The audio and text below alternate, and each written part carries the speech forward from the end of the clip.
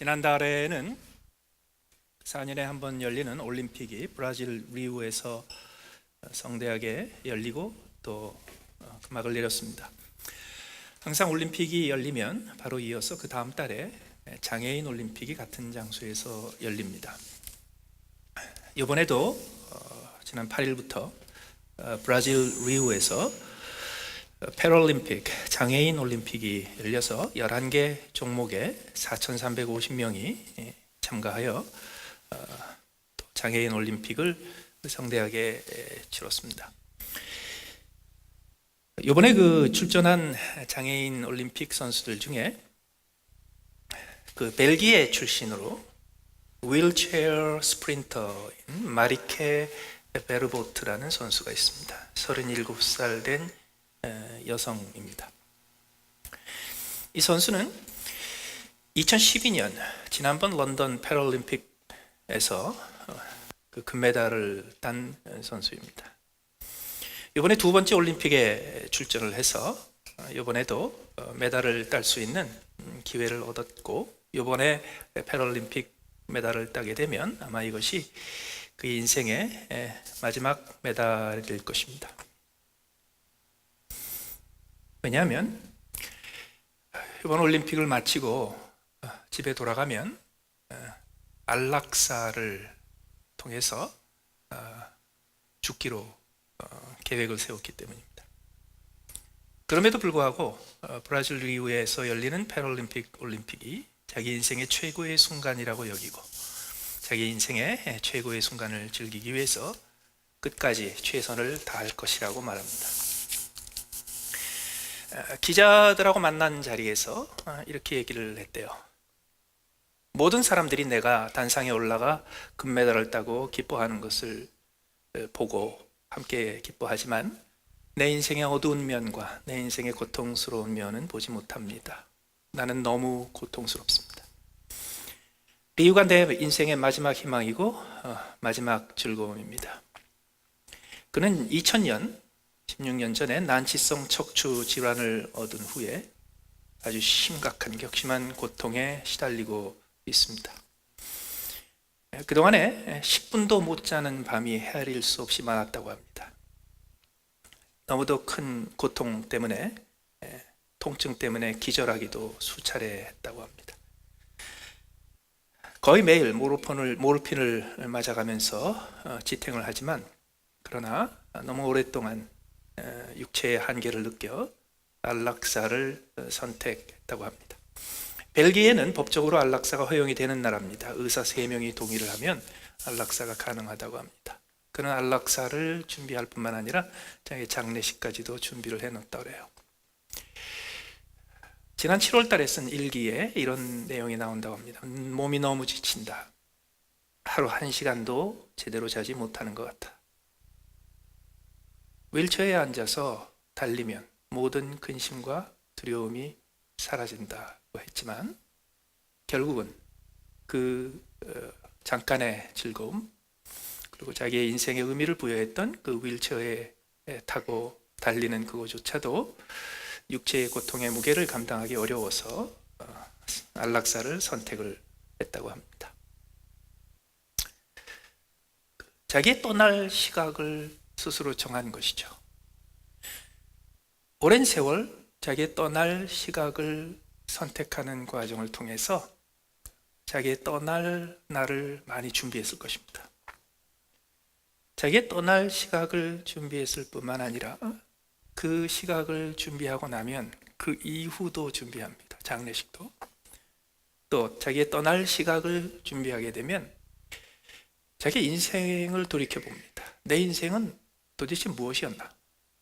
또 내 인생에서 무엇이 기쁜 일이었고 무엇이 슬픈 일이었고 내 인생의 기쁨과 고통은 무엇이었으며 그것을 통해서 내 인생은 내가 어떻게 평가하고 있을까?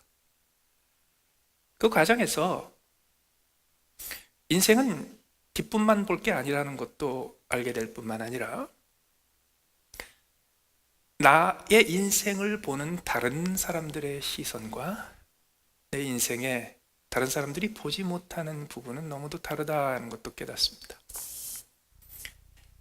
오늘 본문에 떠날 시각이 가까웠다고 고백하는 사람이 또 한 사람 등장합니다. 사도 바울입니다. 6절에서 전제와 같이 내가 벌써 부어지고 나의 떠날 시각이 가까웠도다. 그는 인생을 통해서, 신앙생활을 통해서, 주님을 섬기는 사역의 기간을 통해서 원숙해지고 완숙해진 사역자였습니다. 그의 신앙이, 그의 인생이 원숙해질 뿐만 아니라 그는 이제 떠날 시각을 코앞에 두고 원숙한 성도로서 그의 인생을 돌이켜보고 자기의 인생을 평가합니다. 그때서야 비로소 남들 보는 눈으로 나의 인생을 보는 것이 아니라 남들이 보지 못하는 나의 인생의 진정한 모습, 진짜 모습, 있는 그대로의 모습을 발견하게 되고, 그 가운데서 고통과 한숨만 찾는 게 아니라 그 가운데서 기쁨과 진정한 의미도 함께 찾게 됩니다. 오늘 떠날 시각이 가까웠다고 고백하는 바울 사도가 자기의 인생을 어떻게 보았고 어떻게 평가했는지를 통해서 그 원숙함을, 그 완숙함을 같이 배우고 같이 얻고자 하는 우리 모두에게 하나님이 주신 말씀을 찾게 되기를 바랍니다. 먼저 그가 어떻게 자기의 인생을 보았는가? 이게 새파랗게 젊을 때 하고 어느 정도 능력과 실력을 얻고 경륜을 얻어 이제는 뭐든지 할 수 있을 것 같은 장년의 시기하고 좀 다릅니다. 어떻게 보았는가? 6절에 보면 전제와 같이 내가 벌써 부어지고 라고 얘기합니다. 원숙한 바울 사도에게 있어서 자기의 인생은 전제와 같이 부어지는 인생이었습니다. 전제가 무엇인가? 전제는 포도주와 같은 음료를 제물로 드리는 제사입니다. 제사의 형태가 여러 가지가 있습니다. 떡을 드리는 제사도 있어요. 또 짐승을 잡아서 짐승의 고기나 또 기름을 바치는 제사도 있습니다. 거기에 비해서 이 전제는 거룩하게 구별된 포도주와 같은 성물을, 제물을 컵에 담고 그것을 제단 위에 붓는 겁니다. 먼저 우리의 인생은 하나님 앞에 드려지는 제물과 같은 겁니다. 우리의 인생은 하나님 앞에 부어지는 전제와 같은 것입니다. 우리가 예수 그리스도를 믿고 하나님의 자녀가 되고 우리가 예수 그리스도를 믿고 죄의 용서함 받아 의롭다 칭함을 얻으며 우리가 예수 그리스도를 믿고 예수 그리스도의 제자가 되는 그 순간부터 우리의 인생은 구별됩니다.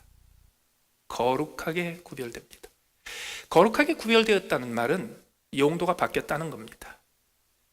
이제는 하나님의 제단에 바쳐지는 존재가 된 겁니다. 이제는 하나님의 제단에 바쳐지는 용도로 제한된 겁니다. 이제 딴 데는 못 씁니다. 그런데 그 제물도 우리의 인생에 하나님 앞에 바쳐지는 제물이라고 했을 때 그 제물도 종류가 좀 다릅니다. 떡이 있을 수 있고 고기가 있을 수 있고 뼈가 있을 수 있고 기름이 있을 수 있고 곡식이 있을 수 있습니다. 그런데 이 전제와 곡식 또는 떡 또는 짐승의 일부를 드리는 것과 많이 달라요. 어떻게 다른가? 떡을 제단에 드립니다. 제단에 드려서 그거를 태우기도 합니다. 어떨 때는 드리고 일정한 시간을 뒀다가 다시 걷어내립니다. 걷어내리는 것을 버리거나 불태워 없애거나 아니면 제사장이 가져가서 먹습니다. 양을 잡습니다. 양을 잡아서 거기서 기름을 걷어내고 그 다음에 살코기를 걷어내고 그래서 그 중에 일부 정해진 것을 제단 위에 올립니다. 다 올리는 거 아니에요. 일부를 올려요. 그러면 일부를 올린 다음에도 그거를 번제로 불로 살라서 드리는 제사가 있고 또 그냥 올려서 끝내는 것이 있어요. 어떨 때는 삶아서 삶은 고기를 올리는 제사도 있어요. 그러나 어떤 형태로 드리지는 간에 공통점이 하나 있습니다. 남습니다. 뭔가가. 태워서 드리는 번제의 경우도 제가 남습니다. 번제로 드리지 않을 경우도 그 위에서 남은 게 있어요. 또 미처 바치지 못한 것이 있어요. 양 한 마리를 제물로 구별할지라도 그 양의 모든 것이 다 제단 위에 올라가는 게 아니란 말이죠. 그럼 어떻게 돼요? 제사가 끝난 다음에 버려야 될 것, 폐기 처분해야 될 것이 남든지 아니면 제사장이 가져가서 먹는 것이 남든지 남습니다. 그런데 전제는요, 음료를 드리는 경우는 안 남아요. 성배에다가 구별된 잔에다가 거룩한 제물, 음료를 담습니다. 그리고 제사할 때 제단 위에 올라가서 어떻게 합니까? 부어요. 부어요. 다 부어요. 안 남아요. 원숙하고 성숙하고 완숙해지면 깊이 깨닫는 게 그거예요. 내 인생은 하나님께서 거두시고 하나님께서 쓰시고 하나님께서 받으시고자 하는 거룩한 제물인데, 내가 젊었을 땐 몰랐고 내가 성숙했을 때 몰랐지만 이제 완숙해지고 나니까 내가 깨달은 것이 아니다. 나는 떡이나 삶은 고기나 곡식과 같은 제물이 아니라 포도주와 같은 제물이어서 내 인생은 하나도 남김없이 부어져야 된다. 이게 크리스천의 삶의 방식입니다. 우리는 하나님 앞에 드릴 존재이고 하나님 앞에 바쳐지는 존재이고, 우리가 가지고 있는 모든 것, 하나님이 내게 허락하신 모든 것은 하나님의 목적을 위해서, 하나님의 나라의 이유를 위해서 하나님 앞에 드려집니다. 드려지되 남는 게 없어야 합니다. 남아서 버리는 게 없어야 되고, 남아서 누가 먹을 것이 없어야 되고, 남아서 누가 챙길 것이 없어야 합니다. 하나도 남김없이 다 버려져야 합니다. 그런데 오늘 본문에 내가 벌써 부어지고 라는 이 표현이요, 원래 원문상에는 이렇게 되어 있습니다. 내가 이미 부어지고 있는데 다 부어졌고, 이런 뜻이에요. 좀 헷갈리죠? 이 헬라어의, 히라보의 문장이 좀 그래요. 내가 지금 부어지고 있는 중인데 사실은 다 부어졌고, 이런 뜻입니다. 왜요? 컵을 들었어요. 하나님이 내 인생에다가 거룩한 음료를 담아 하나님의 목적, 하나님의 제단에 바쳐질 존재로 내 인생을 바꿔주셨어요. 그리고 하나님께서 하나님의 목적을 위해서 하나님의 제단에 내 인생을 붓습니다. 어떻게 부어요? 조금씩 조금씩 부어요. 어떤 사람은 한꺼번에 확 부을 수도 있어요. 예수 믿고 얼마 못 사는 사람이겠죠. 어떤 사람은 70년, 80년, 100년을 예수 믿으면서 살 수도 있겠죠. 천천히 부어요. 그런데 어느 순간이 되면 다 부어가지고요, 그 안에 있는 거 더 부을 게 없을 때가 와요. 그럼 다 붓네? 그러고 이렇게 세우지 않습니다. 계속 기울인 채로 있습니다. 왜요? 마지막 한 방울이라도 다 나와야 돼요. 부었다고 다 부은 게 아니에요. 붓고 나서 계속 부어져요. 다 부은 것 같은데 아직도 안 부은 게 있어요. 다 부은 것 같은데 아직도 남아있는 게 있어요. 다 부은 것 같은데 아직도 묻어있는 게 있어요. 그래서 마지막에 한 방울까지 다 떨어지도록 아직도 붓고 있어요. 그것이 원숙한 바울 사도가 자기의 인생을 그린 그림입니다. 기억하십시오. 우리는 하나도 남기지 않은 채 하나님 앞에 부어져야 될 존재입니다. 나한테 부어지면 안 돼요. 인생의 마지막 날, 떠날 시각이 가까웠다는 것을 느낄 때, 어떤 사람들은 이거를 일찌감치 20대 때 느끼기도 하고, 어떤 사람은 80이 되고 90이 돼도 못 느끼는 사람들도 물론 있지만, 내가 떠날 시각이 가까웠다라고 느낄 때는요, 그 다음부터는 한 방울이라도 남은 것이 없는지 확인하고, 그 한 방울이라도 다 하나님 앞에 드릴 수 있도록 부어져야 돼요.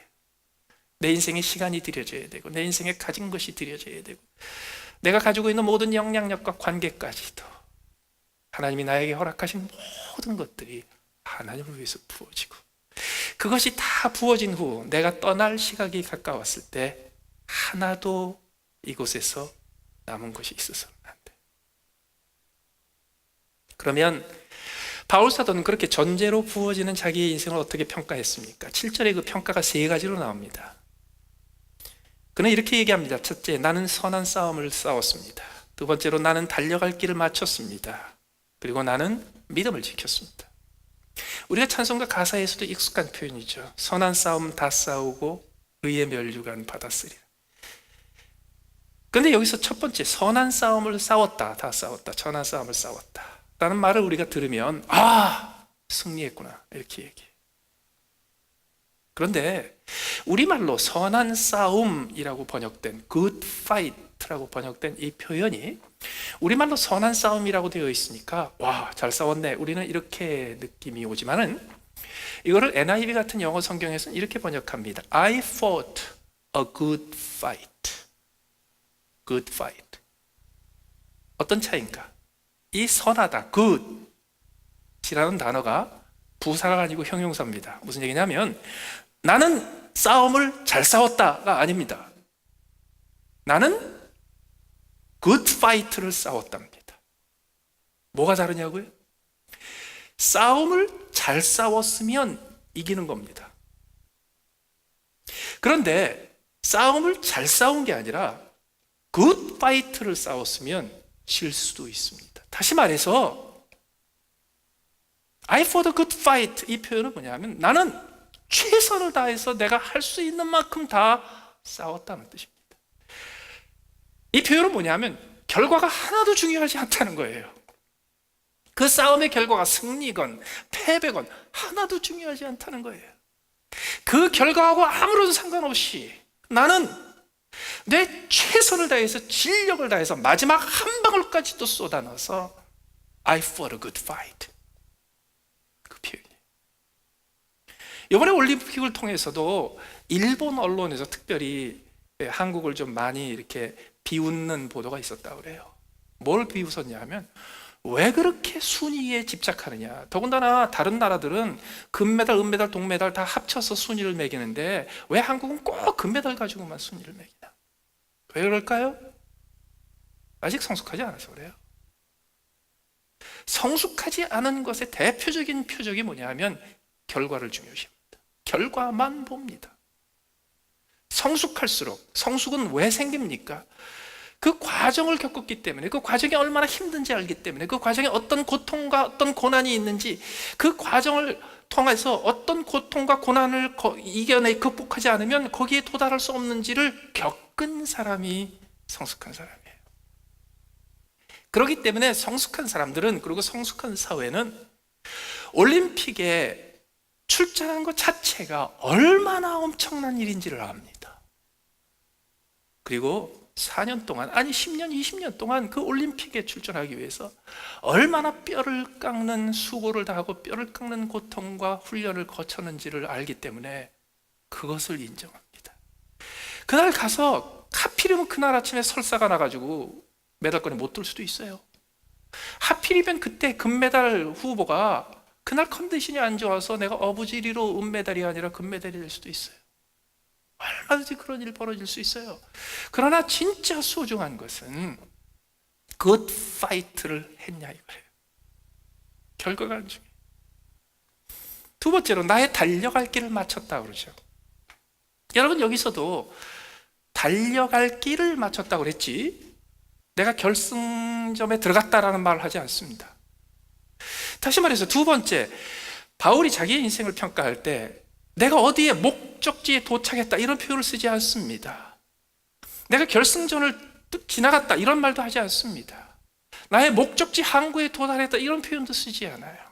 10년 전, 20년 전, 30년 전 바울 사도가 젊었을 때, 청년이었을 때, 그가 이제 무르익은 장년이었을 적에는 그런 얘기를 했을지 몰라요. 내 인생은 로마를 가는 것이고 내 인생은 서바나를 가는 것이며 그의 인생에 수많은 목적지가 있었고 목표가 있었어요. 그리고 그때는 그가 항상 내가 이런 목표지에 도달했다, 이런 목적지에 도달했다 그러면서 결승선을 이야기했을 것입니다. 근데 여기서는 그런 얘기를 하지 않아요. 내가 달릴 길을 다 달려서 내가 목적에 도달했고 목표에 도달했고 결승선에 도달했다가 아니고 그는 이렇게 얘기합니다. 나는 달려갈 길을 다 마쳤다. 그러면 달려갈 길이 어디서 끝나는 거예요? 어디서 끝나는지 아세요? 마지막 한 방울이 떨어질 때 끝납니다. 그리스도인들은 누구나가 다 100m를 뛰는 사람들이 아니에요. 어떤 사람은 10m밖에 못 뛰어요. 어떤 사람은 100m를 뛰어요. 어떤 사람은 1000m를 뛰고 어떤 사람은 10,000m를 뛰어요. 다 달라요. 그런데 그가 내가 달려갈 길을 마쳤다라고 하는 그 최종적인 마침점이 어딘가요? 그가 더 달릴 수 없어서 마지막 한 방울이 떨어지는 그 위치에, 다시 말해서 결과가 하나도 중요하잖아요. 끝까지 달릴 수 있었는지. 마지막에 처음에는요 확 부었기 때문에 그냥 단거리 선수처럼 달려가겠죠. 나중에는 확 붙는 게 아니고 왈칵 붙는 게 아니고 쫄쫄쫄쫄 부으니까 그 다음에는 중거리, 장거리로 뛰겠죠. 그 다음에는 한 방울 한 방울 떨어지니까 그 다음에는 뛰지도 못하고 그냥 터벅터벅 걷겠죠. 그러나 달려갈 길은 언제 끝납니까? 더 이상 못 가는 데서 끝나요. 바울 사도는 그걸 발견한 거예요. 내가 어디에 도달했는가? 내가 어떤 목표를 이루었는가? 내가 어떤 결승선에 도달했는가? 그게 중요하지 않다. 나는 달려갔고 내가 더 이상 달려갈 수 없을 때까지 달려가고 있기에 내가 달리는 것을 중단하는 그곳이 내가 도달하는 마무리 자리야. 그게 인생의 평가예요. 세 번째로 그는 내가 믿음을 지켰다라고 얘기합니다. 믿음을 지켰다. 재밌는 거는요, 여기 본문에 등장하는 이 지켰다라는 단어가 성경에 딱 두 번 쓰입니다. 한 번은 여기서 쓰이고 또 한 번은 요한복음 15장 10절에서 예수님이 하시는 말씀으로 나옵니다. 거기서 예수님께서 이런 말씀을 하세요. 내가 내 아버지의 계명을 지켜서 사랑을 받는 것처럼 누구든지 내 계명을 지키면 나에게 사랑을 받을, 아버지에게 사랑을 받을 거다, 이런 얘기를 하십니다. 그럴 때 지켰다라는 말 중에서 누구든지 내 계명을 지키면에서는 쓰지 않으시고 예수님께서 내가 내 아버지의 계명을 지킨 것 같이라고 말씀하실 때 이 똑같은 단어를 쓰십니다. 그렇다면 바울 사도도 이 자리에서 나는 선한 싸움을 싸우고 나의 달려갈 길을 마치고 주의 계명을 지켰으니 라고 말하는 게 자연스럽습니다. 젊었을 땐 그렇게 얘기했을 거예요. 원숙할 때는 그렇게 얘기하잖아요. 주의 계명을 지켰다가 아니고요, 믿음을 지켰다고 얘기해요. 왜 그랬을까요? 자신이 없어요. 주의 계명을 지켰다고 말할 자신이 없어요. 예수님께서 그러셨거든요.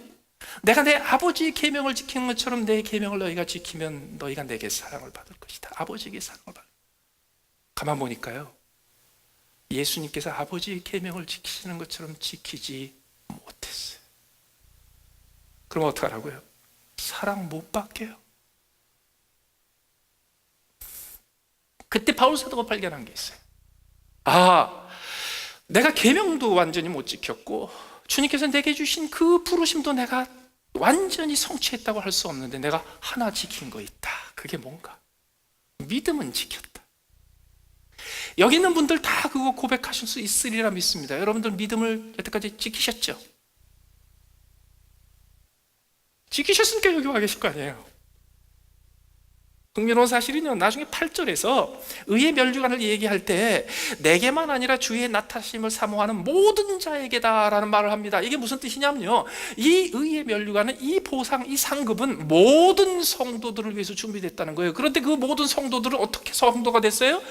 믿음이 있기 때문에. 어떤 믿음? 구원받는 믿음. 그 믿음이 어떤 믿음이에요? 내가 어느 날 내가 죄인이고 하나님과 상관없이 살았다는 것을 깨닫고 어느 날 하나님께서 그런 나를 버리지 않으시고 심판하지 않으시고 그런 나를 위해서 자기 아들 독생자를 십자가에 못 박아 나의 죄값을 갚으셨기 때문에 이제 내가 예수 그리스도에게 돌아와 주님 하고 그를 의지하기만 하면 난 구원받는다라는 그 믿음이에요. 그 믿음을 지켰다는 거예요. 자, 그런데 이제 보세요. 제가 다시 물어볼게요. 여러분들도 믿음 지키셨어요? 이 아멘이 약해져. 솔직히 내가 평생 믿음을 지켰나 그러면요, 그것도 우리는 자신이 없습니다. 자신이 없어요. 그런데 여기서 한 가지, 여러분, 기독교에서 말하는 믿음은 확신, 자신을 의미하지 않습니다. 기독교에서 믿음은 뭐냐 하면 내 안에도 내 밖에도 내 주변에도 내 위에도 내 앞에도 내 뒤에도 내가 의지할 만한 것이 아무도 없다라는 것을 깨닫고 하나님, 내가 의지할 분이 하나님밖에 안 계시네요. 이게 기독교의 믿음이에요. 자신만만한 거 아니에요. 확신을 의미하는 거 아니에요. 자신감을 의지하는 게 아니에요. 자존감을 의지하는 게 아니에요. 그렇기 때문에 믿음을 지켰다라는 말은 뭐냐 하면 날이 가면 갈수록 내가 의지할 데가 없고, 날이 가면 갈수록 내가 신뢰할 것이 없고, 날이 가면 갈수록 내가 믿을 만한 것이 없다는 것을 더 많이 발견하면서 내가 의지하고 내가 믿을 만한 분이 하나님밖에, 주님밖에 없다는 사실을 고백하는 거예요. 그런데 내가 의지할 것이 이 세상에 아무것도 없다는 것 중에서 가장 늦게 발견하는 것 중에 하나가 뭔지 아세요? 내 믿음, 내 확신, 내 약속, 내 언약도 못 믿는 거예요. 그렇기 때문에요, 대놓고 여러분들한테 누군가가 당신도 바울처럼 믿음을 지켰습니까? 그러면 선뜻 예라는 말이 못 나오면 축하합니다, 성숙하신 겁니다. 그것도 자신이 없어야 돼요. 그럼 여기서 믿음을 지켰다는 의미의 핵심이 뭔가요? 나는 그 믿음을 그렇게 붙잡고 견고하게 믿을 수 있을 만한 흔들림 없는 사람조차도 못 되는데 하나님이 나를 붙잡아 주셨다는 거예요. 하나님이 나를 끝까지 붙잡아 주셨다. 내게 있는 어떤 것이 아니에요. 하나님에게 있는 어떤 것이. 그는 후를 얘기합니다. 이제 후로는, 그 떠날 시각이 가까운 것을 보고 있는 그는 이제 후로는 그 미래에 무엇을 보고 있습니까? 나를 위하여 의의 면류관이 예비되었다고 얘기합니다. 나를 위해서 의의 면류관이 예비되었다고. 의의 면류관이 뭘까요? 여기서 바울 사도는 승리의 면류관이라는 표현 쓰지 않습니다. 여기서 바울 사도는 영광의 면류관이라는 표현을 쓰지 않습니다. 전에 그런 표현 많이 썼어요. 그러나 이 가에 떠날 시각이 가까웠던 이 원숙한 바울 사도는 하나님께서 자기에게 씌워주실 그 크라운, 그 면류관을 바라보면서 그 면류관의 특징을 이렇게 얘기합니다. 그것은 의의 면류관이다. The crown of righteousness. 왜 의의 면류관을 했을까요? 그 의미를 설명하는 게 그 다음에 나옵니다. 왜? 그 면류관은 나를 위해서 예비되었고 나를 위해서 내게 주실 것인데 누가 주냐고요? 하나님이 주세요. 그런데 거기서 그냥 하나님이라고 그러지 않고 그 하나님을 묘사합니다. 어떻게 묘사합니까? 주, 곧 의로우신 재판장이 그날에 내게 주실 것이라. 거기서 힌트가 있어요. 이 면류관이 왜 의의 면류관입니까? 의의 면류관은 도대체 무슨 의미입니까? 그 힌트는 어디서 담겨요? 하나님이 의로우시다라는 데서 오고 하나님이 재판장이다라는 데서 옵니다. 왜 그게 중요합니까? 여러분, 이 세상의 모든 종교는 의로움의 종교입니다. 정의의 종교입니다. 이 세상에 인간이 만들어낸 모든 종교는 정의와 불의의 문제를 해결하기 위해서 만든 겁니다. 정의와 불의 사이에서 뭐가 나오는지 아세요? 원망이 생기고 불평등이 생깁니다. 그 불평등 속에서 원망이 생기고 한이 생깁니다. 그래서 수많은 사람들이 그 불평등과 원망 속에서 정의를 찾습니다. 왜 내가 이렇게 성실하게 살았는데 나 같은 사람이 젊어서 암에 걸려야 돼? It's not fair. It's not just. 그렇기 때문에 모든 종교는 정의의 종교고 의로움의 종교입니다. 그래서 그 모든 종교들은요, 이 세상에서 항상 정의의 기준을 댑니다. 가만 보니까 정의의 기준이 사람마다 다 틀려요. 다 틀려요. 그래서 이것을 유니버설한 보편적인 정의의 기준으로 만들 그게 종교예요. 그래서 모든 종교에는 절대자가 있어요. 그 절대자는 정의의 필요 때문에 생긴 거예요. 그 절대자는 정의의 기준을 제시합니다. 그래서 모든 종교는요, 이 절대적인 정의의 기준에 순종해라 라고 얘기합니다. 그런데 문제는 뭐냐면 그 절대적인 정의의 기준에 열심히 순종하고 따르는데도 불구하고 우리의 인생에서는 정의만이 실천되는 게 아니라 불의가 너무 많아요. 그래서 내세를 필요로 합니다. 이 땅에서 정의가 다 완성되지 않았기 때문에 그 절대자는 우리를 내세에서 공평하게 우리의 불의를 정의로 갚아주시고 이 땅의 정의를 그 땅에 가서 이루지 못했던 정의를 그 땅에서 이루어 주실 거라고. 그게 모든 종교가 그렇습니다. 모든 종교는 정의의 종교입니다. 그래서 이 땅에서 불같은 정의를 붙잡고 불같이 정의를 위해서 뛰고, 그리고 불의를 극복하고 정의로 바꾸기 위해서 헌신하다가 그렇게 정의를 위해서 뛴 사람이 제대로 된 상급을 못 받으면 다 이렇게 얘기합니다. 천국 가서 못 받은 거 다 받을 거라고. 그게 정의의 종교예요. 그러면 어떤 분들은 이렇게 얘기했을 거예요. 그게 기독교네요? 내가 여태까지 신앙생활을 해서 그렇게 배웠는데요? 잘못 배우신 거예요. 기독교는 정의의 종교가 아닙니다. 기독교는 은혜의 종교입니다. 왜요? 의로우신 분은 하나님 한 분밖에 안 계세요. 그 하나님 앞에 서는 것, 하나님을 재판장으로 만나는 거예요. 의로우신 재판장 앞에 서면 우리 중에 그 누구도 의롭다고 인정받지 못해요. 우리 중에 그 누구도 의로우신 절대적인 하나님, 의로우신 재판장 앞에 서면 우리 중에 그 누구도 하나도 잘못한 것 없이 squeaky clean, 깔끔하게 깨끗한 의인이라고 자신 있게 서질 못해요. 그러면 결론이 뭐예요? 의로우신 재판장이신 하나님 앞에서 우리 모두는 멸망받아야 되고 형벌받아야 될 죄인에 불과해요. 그렇기 때문에 정의의 종교에서는요, 사람들이 자신만만해. 이만하면 됐지. 그것이 종교의 모습이 아니고 윤리의 모습이고 그것이 철학의 모습이고 인생관의 모습이라고 할지라도요, 거기에 정의의 종교가 들어있으면 항상 사람들이냐 하나님 앞에서 자기는 떳떳하고 당당해. 하나님이 나를 이 정도는 인정해 주실 거예요. 아니에요. 기독교에서 하나님이 보여주시는 하나님은 절대적인 의로움과 절대적인 선함을 가지고 심판하신 하나님이기에 그 누구도 그 앞에서 의롭다고 인정받지 못해요. 그런데 그 의로우신 재판장이 나를 위해서 면류관을 예비하시고, 그리고 그 면류관을 그날에 내가 떠날 그 시각에 나를 위해서 주실 거라는 것을 믿는 이유가 뭔지 아세요? 그 의로우신 재판장 앞에서 내 인생을 내놓고 내 인생의 업적과 행한 것을 내놓고 내가 말한 것과 생각한 것을 다 드러내놓고 나면 결코 나는 의롭다고 인정받지 못하는데, 하나님께서 그걸 아시고 내가 그 재판정 앞에 도달하기 전에 하나님께서 나를 의롭다고 바꿔주셨어요. 어떻게? 자기 아들을 십자가에 못 박아 죽게 하시고 그 죽음을 통해서 내가 책임져야 될 나의 모든 인생에 불의한 것을 다 갚게 하시고, 내가 하나님의 의로우신 재판장 앞에 서기 이전에 하나님께서는 나의 불의한 모든 것을 갚아 그것이 모든 것이 해결되게 하셔서 그 재판장 앞에 설 적에는요, 자 이제 내 인생을 한번 재판해보자, 내 인생을 오디트를 해보자, 내 인생을 검토해서 얼마나 잘한 것이 있고 얼마나 못한 것이 있는지 거기서 심리를 시작하는 것이 아니라, 거기서 하나님께서 이렇게 얘기하세요. 여기 왜 왔니? 나는 너를 재판할 이유가 없어. 왜? 너는 이미 너의 모든 불의가 갚아졌기 때문에. 그게 기독교예요.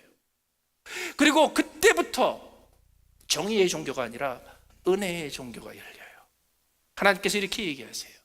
맞아, 너는 의인이 아니었어. 맞아, 너는 의롭다고 인정받을 수 있는 자격이 없었어. 그러나 내 아들의 십자가의 죽음을 통해서 내가 너를 의롭다고 이제 인정하마. 그게 의로우신 재판장이신 우리 아버지 하나님께서 하신 일이. 그렇기 때문에 오늘 본문에 잘 보세요. 이제 후로는 나를 위하여 의의 면류관이 예비되었으므로, 그날 가보면 아는 게 아니에요. 그 재판정에서 공판을 거치고 거기서 심리를 거쳐서 잘잘못을 가리고 나면 결정되는 게 아니에요. 이미 면류관은 나를 위해서 예비되어 있어요. 그런데 그 면류관의 이름이 뭔지 아세요? Righteousness예요. 승리자가 얻는 월계관이 아니고 승리의 관이 아니에요. 통치자가 얻는 권력의 관이 아니에요. 그것은 권세의 면류관이 아니에요. 그 면류관은 뭐예요? 너는 의롭다라고 말하는 면류관이에요. 그런데 그 의롭다고 말하는 그 면류관, 나를 위해서 그것이 이미 예비되어 있다는 거예요. 그게 기독교의 은혜예요. 그날에 가서 하나님께서 나를 보시면요, 너는 재판받을 필요가 없는 애야. 일로 와. 나는 너를 위해서 이미 Crown of the Righteousness, 의의 면류관을 준비해놨어. 일로 와. 내가 씌워줄게. 그리고 의의 면류관을 씌워주세요. 그럼 의의 면류관을 내가 딱 쓰잖아요. 그럼 거기 뭐라고 써있는지 아세요? 이렇게 써있어요. 의의 면류관, 그 밑에 추가 설명.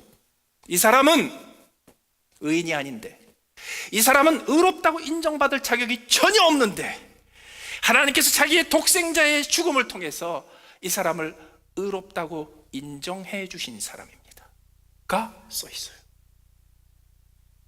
하나님의 앞에 수많은 성도들이 구원받아서 구름같이 몰려들었을 때 그들은 한결같이 의의 면류관을 쓸 거예요. 그럼 우리가 서로를 볼 때마다 어떻게 뭐가 보일까요? 번쩍번쩍 빛나는 면류관이 보여요. 이것이 승리의 면류관 같기도 하고 영광의 면류관 같기도 하고 하나님과 함께 통치하는 권세의 면류관 같기도 하고 대단해 보이죠. 그런데 가까이 가서 보면 항상 뭐가 써 있는지 아세요? 이 사람은 자격이 없는데 하나님께서 의롭다고 의인이라고 인정해 주셨습니다. 그게 딱 서 있는 거예요. 천국에 가서는요 사방 둘러보면 그런 것만 보여요. 여러분, 이 땅을 천국으로 만들 수 있는 방법이 뭔지 아세요? 우리의 이마에 아직 면류관은 못 쓰지만 항상 붙이고 다녀야 돼요. 뭘 붙이고 다녀요? 이렇게. 이 사람은 자격이 없는데 하나님이 의롭다고 인정하셨습니다. 그걸 붙이고 다녀요. 옆에 있는 분들 한번 보세요. 한번 보세요. 자격이 있어 보여요? 없어 보여요? 없어 보여요? 확신 주세요. 그때요 뭘 보셔야 되는지 아세요? 내게만 아니라 주의 나타나심을 사모하는 모든 자에게도니라 그랬죠? 옆에 물어보세요. 주의 나타나심을 사모하세요? 사모하시면요 오늘 성경 본문에 의하면 그분을 위해서, 내 옆에 있는 분을 위해서도 하나님이 의의 면류관을 예비하셨어요. 네? 그리고 그건 조건부가 아니에요. 하늘나라 가면 주세요. 반드시 주세요. 그 사람 이름 써 있는 의의 면류관이 준비되어 있어요. 그럼 옆에 있는 분을 보시고 이렇게 하셔야 돼요. 내가 보기에 이 사람은 자격이 없어. 맞죠? 분명히 자격이 없어. 그런데 하나님은 이 자격 없는 사람을 완벽한 의인, 죄를 한 번도 지은 적이 없는 의인처럼 인정해 주신대.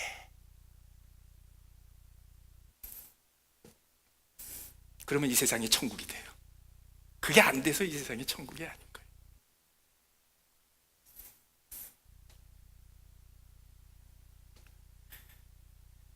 마지막에 우리가 할 일은요, 우리의 인생에 무엇을 이루었냐, 무엇을 성취했냐, 어디에 도달했느냐, 그런 거 아니에요. 나는 선한 싸움을 싸웠나? Did I fight the good fight? 나는 달려갈 길을 다 마쳤나? 내가 끝까지 멈추지 않고 갈 길을 갔나? 그 다음에 내가 날로 자신 없어지지만 그럴 때마다 내가 하나님 의지하고 살았나? 그거 하나만 따지면 돼요. 그거를 확인하면 그 다음에 결과가 뭔지 아세요? 전제와 같이 하나님이 어느 날 나를 확 붓기도 하시고 쫄쫄쫄쫄 붓기도 하시고 하시지만 내 인생의 마지막이 될수록요 나오는 게 즐거워요. 나중에는 그냥 한 방울 한 방울 똑똑 떨어질 때, 그때도 마지막 한 방울에도 남지 않도록 끝까지 다 주님의 제단 앞에 드려지는 삶을 살기 위해서 달려갈 길을 다 마치면 돼요. 달려갈 길을 다 마치면 어떻게 될까요? 거기서요 기운이 없고 진력이 없어 마지막 한 방울까지 다 없어졌기 때문에요 거기서 엎어지게 돼 있어요. 이번 리오 올림픽에서 바하마라는 조그마한 섬나라에 첫 번째 메달을 안겨준 사람이 사우네 밀러라는 22살 된 여자 육상 선수입니다. 400m 결승에서 49초 44를 기록해서 우승을 차지했습니다. 여자 선수가 400m를 뛰는데 평균 12초, 100m를 12초 정도로 뛰었다는 거예요. 이게 보통 일이 아니에요. 근데 이 우승을 차지했을 때 이게 기가 막힌 일이 벌어졌습니다. 원래 400m 결승에서 가장 금메달을 따기에 유력했던 사람은 미국 선수였습니다.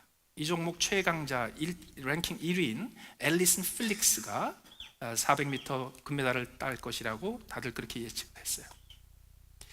실제로 작년에 있었던 베이징에서 열렸던 세계 선수권 대회 400m 결승에서 0.5초 차이로 바하마의 사우네 밀러가 미국의 앨리슨 필릭스한테 뒤져서 은메달을 땄어요.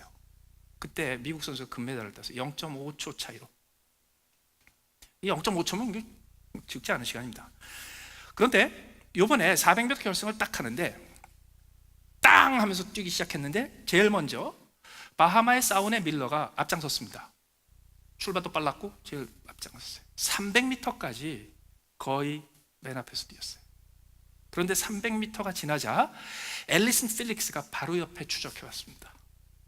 두 사람이 거의 구별이 안 될 정도로 바싹 나란히 뛰었어요. 그러자 밀러는 이번에 또 내가 0.5초 차이로 금메달을 놓치면 안 되지 라는 생각이 했겠죠. 그래가지고 정말 맹렬하게 뛰었어요. 키를 쓰고 뛰었어요.